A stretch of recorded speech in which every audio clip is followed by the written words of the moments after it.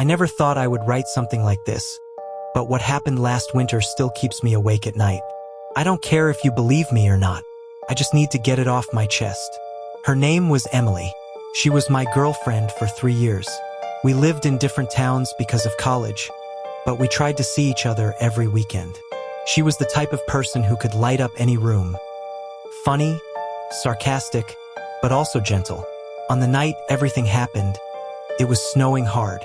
I remember because I had just finished a late shift at the gas station, and the snow was falling so thick I could barely see the road. My phone buzzed in my pocket, but I didn't check it right away. I thought it was just one of our usual goodnight texts. When I finally parked outside my apartment and pulled out my phone, I froze. It wasn't a text. It was a voice message from Emily. The message was only 27 seconds long. I pressed play. At first, all I heard was static, like wind howling through a tunnel. Then came her voice. She was crying. "Please, help me," she whispered, her voice shaking. "I don't know where I am. He's coming back. I can't. Please just answer." There was a loud bang in the background, like a door slamming shut. Then silence. The message ended. I stood in the snow, staring at my phone, my heart racing. My first thought was that she had been kidnapped. I called her immediately, but her phone went straight to voicemail. I tried again. Same thing. I didn't even bother going inside my apartment.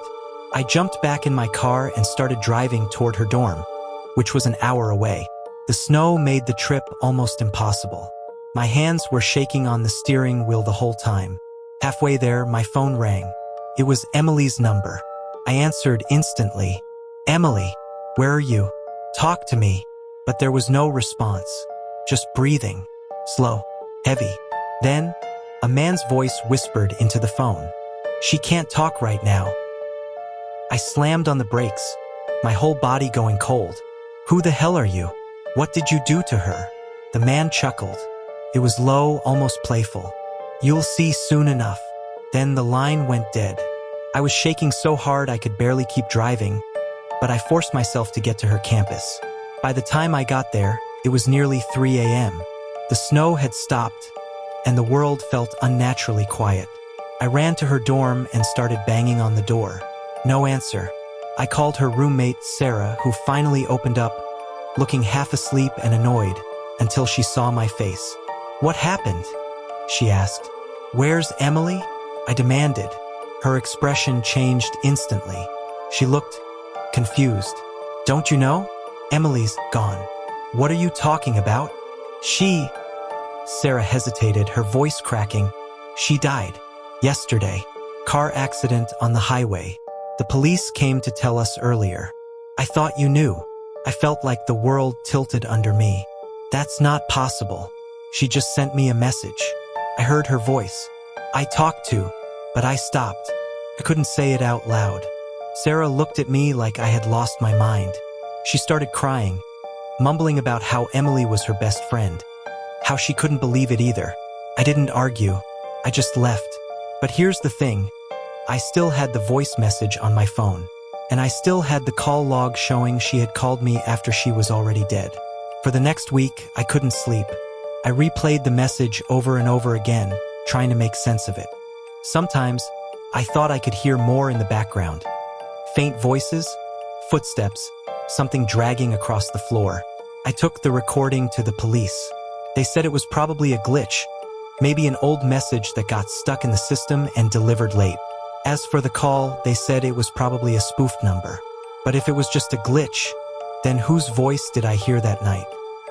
Because it wasn't just random noise. It was Emily's voice, broken and terrified, begging for my help. And the man, that whisper, I can still hear it when I close my eyes. What happened next? I tried to move on. I tried to convince myself it was grief playing tricks on me. But 2 weeks later, I got another notification. Another voice message. Same number. Emily's number. Hands shaking, I pressed play. This time, there was no crying, no screaming, just her voice, calm and soft. "Why didn't you save me?" Then laughter. Not her laugh. It was the man's. Deep, mocking. The message ended. I dropped the phone and couldn't breathe. I went to the carrier, begged them to trace the calls to shut down the number. They told me the number was inactive. Emily's account had been shut down after her death. There was no way those calls should have been coming through, but they did. Every few nights, around 3 a.m., I'd get another one. Sometimes it was her crying. Sometimes it was her whispering my name. And sometimes it was just the man breathing into the phone, like he was standing right behind me. I started unplugging my phone at night. Didn't matter. The messages would still be there when I woke up. And then one night, it wasn't a message. It was a picture of me, asleep in my bed. The last time. The final message came a month later. I'll never forget it. It was longer this time, almost a full minute. Emily's voice again, broken and hoarse. He's here. Please don't let him take me. Please, I'm begging you. There was a shuffle like a struggle. Then her scream, raw, desperate, cut short. And at the very end, the man whispered, "You're next." That was 6 months ago. I don't get the messages anymore. My phone has been silent, but sometimes at night I hear it. The faint buzz of a notification, even when my phone is off. And sometimes I think I hear Emily's voice in the static of the radio or in the hum of the fridge calling my name.